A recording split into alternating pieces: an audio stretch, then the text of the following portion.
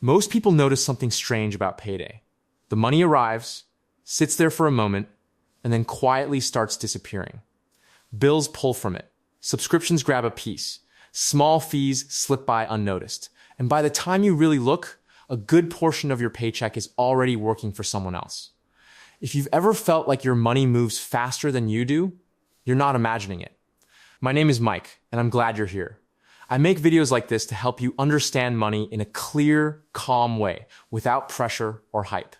If that sounds useful to you, take a moment to like this video and subscribe to the channel so you don't miss future guides. Now let's talk about what's really happening between your paycheck and the bank. Banks don't make money because they're clever villains or because you're bad with money. They make money because the system is designed that way, and most of us were never taught how it works. When your paycheck lands in a bank account, it doesn't just sit there waiting for you. From the bank's perspective, that money immediately becomes a tool. The first reason this happens is convenience.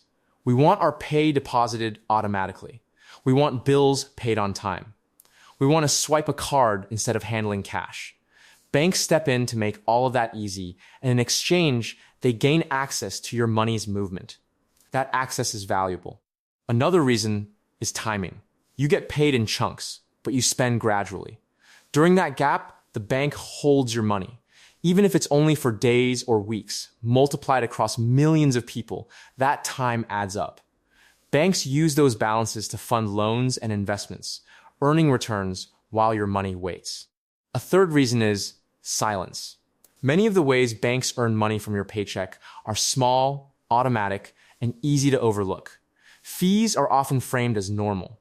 Interest differences are rarely explained. Over time, these quiet leaks become meaningful. So let's slow this down and walk through it step by step, calmly and clearly. When your paycheck is deposited, the bank now has a deposit it can use. They don't keep all deposited money sitting in a vault. Most of it is lent out. That could be a mortgage, a car loan, or a business loan. The borrower pays interest. The bank keeps most of that interest. You, the depositor, usually receive very little in return, especially in a standard checking account.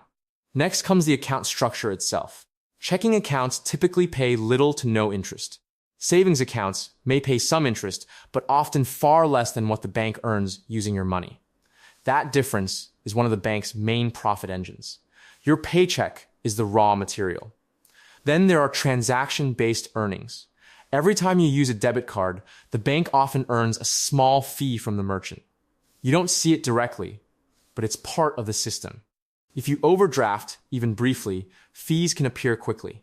These aren't punishments, they're revenue. Automatic payments also matter. When your bills pull directly from your account, your balance is lower sooner. That reduces the time your money could have earned interest for you, while still benefiting the bank through transaction flow and account activity. Credit products tie in closely. If your paycheck supports a lifestyle that occasionally leans on credit cards, personal loans, or lines of credit, the bank earns interest on the borrowed portion. Your income makes that borrowing possible, and the interest becomes ongoing profit. None of this means banks are evil. It means they are businesses with a clear model. The problem isn't that the model exists.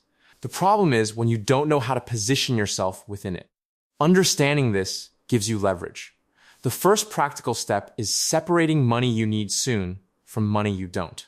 Paycheck money meant for rent, groceries, and bills should stay liquid and boring. But money that will sit for months should not quietly idle in a zero-interest account. Even modest interest shifts some benefit back to you. The second step is watching timing. When bills hit your account matters.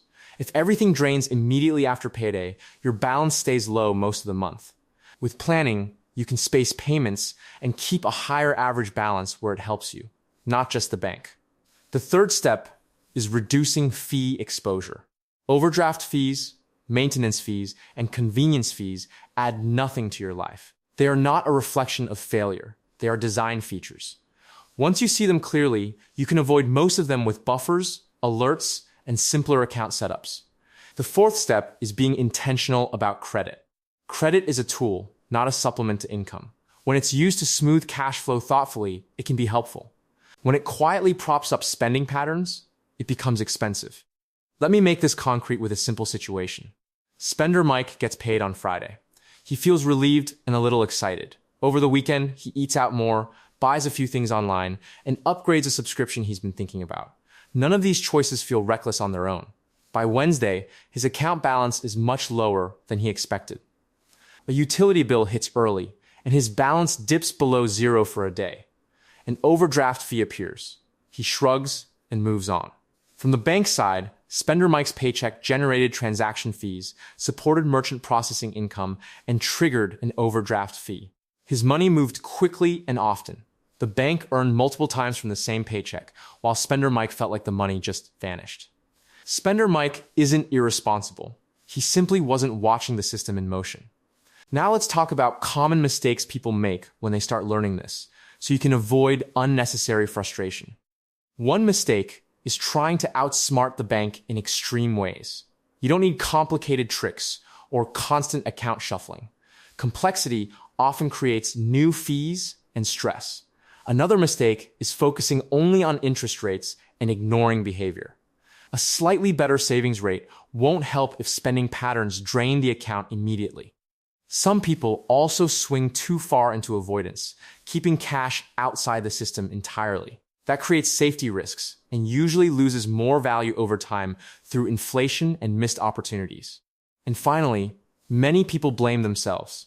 They assume the problem is discipline or intelligence. In reality, most financial strain comes from not being shown how the system works. So let's bring this back to a simple, workable action plan. First, look at where your paycheck lands. Know exactly which account receives it and what that account pays you in interest, if anything. Second, list every automatic withdrawal connected to that account. Not to judge them, just to see the timing and total impact. Third, create a small buffer. Even one paycheck cushion can dramatically reduce fees and stress. This isn't about hoarding money. It's about buying yourself breathing room. Fourth, move idle money intentionally. If money will sit for more than a month, give it a job that benefits you, not just the bank. Fifth, review credit use honestly. Ask whether it's smoothing timing or funding habits. Adjust slowly and calmly. Over time, what really changes isn't just where your money sits. It's how you think about it. Instead of seeing your paycheck as something that arrives and disappears, you start seeing it as something that flows. You notice who benefits at each step. You realize that small decisions around timing, placement, and awareness matter more than big dramatic moves. The long-term shift is moving from passive participation to quiet control. You don't fight the system. You understand it and use it thoughtfully. Your money still moves, but it moves with more intention. If this video helped you see your paycheck differently, that's a win. You don't need to fix everything at once. Awareness alone changes outcomes over time. And if this video was helpful or answered questions you've had about where your money really goes, hit the like button and subscribe to the channel.